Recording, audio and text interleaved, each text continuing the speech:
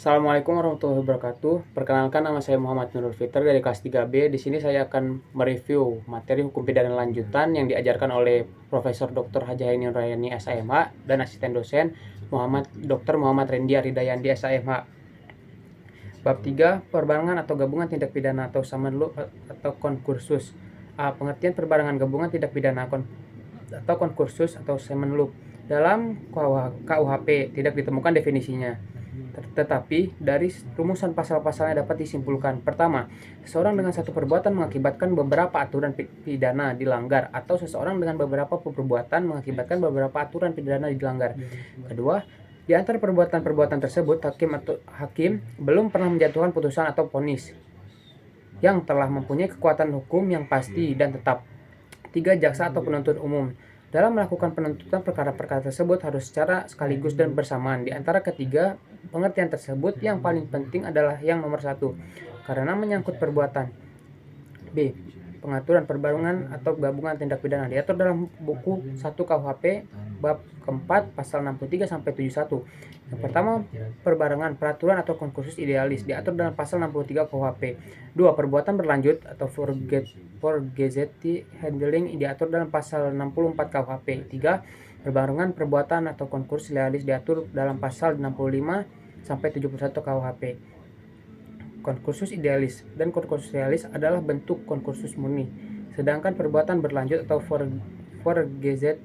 forgetti handling adalah bukan bentuk konkursus murni. C. Sistem pemidanaan. A. Perbarengan, peraturan atau konkursus idealis pasal 63 KUHP. Menurut pasal 63 ayat 1 KUHP digunakan sistem absorsi, yaitu hanya dikenakan atau dijatuhkan pidana pokok terberat. Sistem pemidanaan seperti ini dinamakan absorsi murni atau hisapan murni, yaitu pidana yang terberat menghisap pidana yang ringan. Dalam konkursus idealis, perbuatan yang dimaksud adalah perbuatan jasmani atau material handling, yaitu perbuatan yang dapat dipisah-pisahkan. Dalam pasal 63 KUHP, aturan yang dilanggar harus berbeda atau lebih dari satu aturan pidana, tetapi dalam praktek sering terjadi beberapa perbuatan yang hanya melanggar satu aturan pidana. Terhadap hal ini dipakai pendapat doktrin, yaitu konkursus idealis atau homogenius. B. Perbuatan berlanjut atau forgetti handling. Menurut pasal 64 ayat 1 berlaku sistem absorsi, yaitu hanya dikenakan satu aturan pidana, dan jika berbeda-beda dikenakan ketentuan yang memuat ancaman hukuman pidana pokok yang terberat. Pasal 64 ayat 2 merupakan aturan khusus dalam pemalsuan dan perusakan mata uang.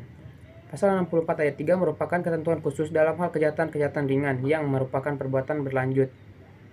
Menurut MVT, syarat perbuatan berlanjut adalah: pertama, adanya niat yang merupakan perbuatan yang terlarang. 2. Di antara perbuatan-perbuatan tersebut dilakukan tidak terlalu lama. 3. Tindak pidana yang dilakukan harus sejenis. C. Perbarengan, perbuatan atau konkursus realis pasal 65 sampai pasal 71 KUHP. Konkursus realis berupa kejahatan diancam pidana pokok sejenis, yaitu terhadap kejahatan plus kejahatan. Pasal 65 yaitu hanya dikenakan satu pidana dengan ketentuan bahwa jumlah pidana maksimum tidak boleh lebih dari maksimum pidana terberat ditambah sepertiganya. Absorsi yang dipertajam atau diperberat.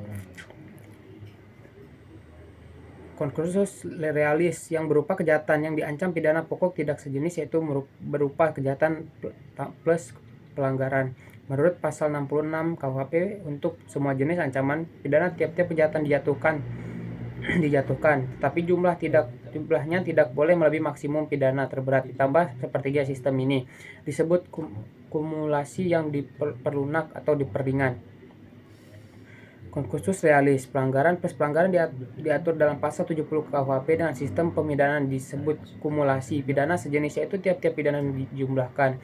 Contoh: A melakukan dua pelanggaran yang masing-masing diancam pidana kurungan 6 bulan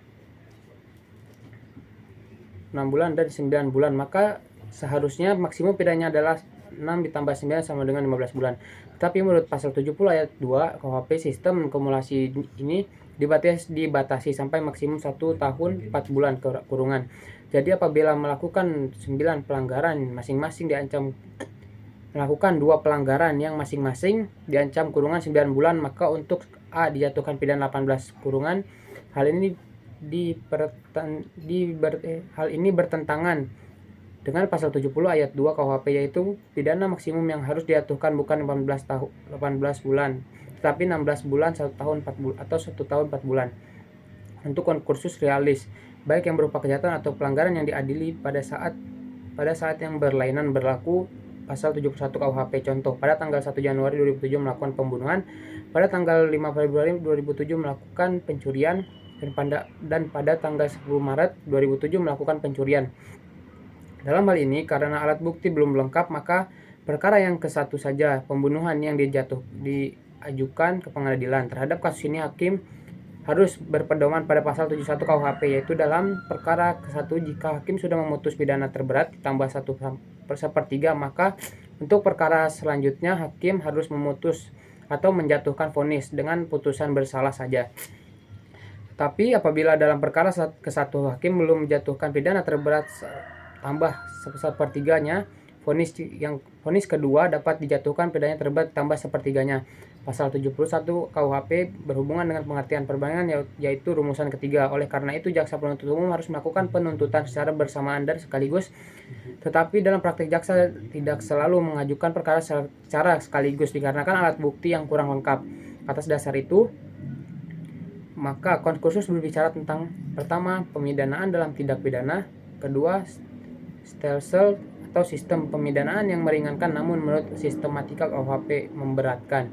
Sekian dari saya. Wassalamualaikum warahmatullahi wabarakatuh.